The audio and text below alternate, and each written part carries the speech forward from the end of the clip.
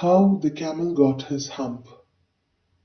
In the beginning, when the world was new and the animals were just beginning to work for man, there was a camel, and he lived in the middle of a howling desert because he did not want to work. He ate sticks and thorns and prickles, and when anybody spoke to him, he said, "Hump, just hump and no more."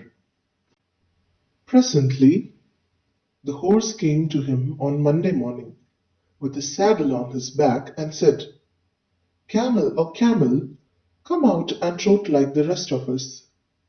"Hump," said the camel, and the horse went away and told the man. Presently, the dog came to him with a stick in his mouth and said, "Camel, oh camel, come and fetch and carry like the rest of us." "Hump," said the camel, and the dog went away and told the man. Presently, the ox came to him with the yoke on his neck and said, "Camel, oh camel, come and plow like the rest of us." "Hump," said the camel, and the ox went away and told the man. At the end of the day, the man called the horse and the dog and the ox together and said, "Three, oh three, I am very sorry for you, but that hump thing in the desert can't work, or he would have been here by now.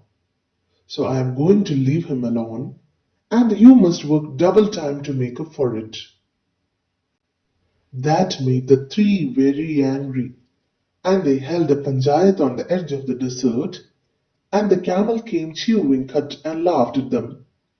Then he said, "Hump," and went away again. Presently, there came along the Jinn, who was in charge of all deserts, rolling in a cloud of dust. "Jinn of all deserts," said the horse, "is it right for anyone to be idle?" "Certainly not," said the Jinn. "Well," said the horse, "there is a thing in the middle of your desert with a long neck and long legs, and he hasn't done a stroke of work since Monday morning. He won't trot." "Whew," said the Jinn, whistling. "That's my camel. What does he say about it?"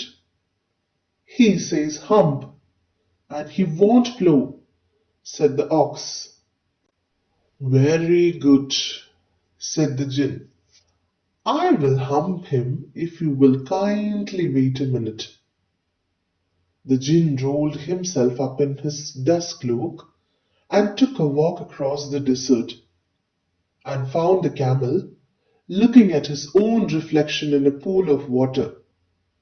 "My friend," said the Jinn, "what is this I hear of you are doing no work?" The Jinn sat down with his chin in his hand, while the camel looked at his own reflection in the pool of water. "You have given the three extra work ever since Monday morning, all on account of your idleness," said the Jinn, and he went on thinking with his chin in his hand. "Hump," said the camel.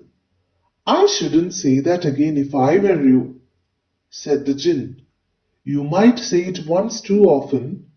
I want you to work." And the camel said hump again, but no sooner had he said it than he saw his back, that he was so proud of, puffing up and puffing up into a great big hump. "Do you see that?"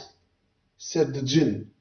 "That's your very own hump that you brought upon your own very self by not working. Today is Thursday, and you have done no work since Monday, when the work began. Now you are going to work." "How can I," said the camel, "with this hump on my back?" "That has a purpose," said the Jinn. "All because you missed those 3 days. You will be able to work now for 3 days without eating, because you can live on your hump. And don't you ever say I never did anything for you. Come out of the desert and go to the tree and behave. And the camel went away to join the tree. And from that day to this, the camel always wears a hump. We call it Hump now, not to hurt his feelings. But he has never yet caught up with the 3 days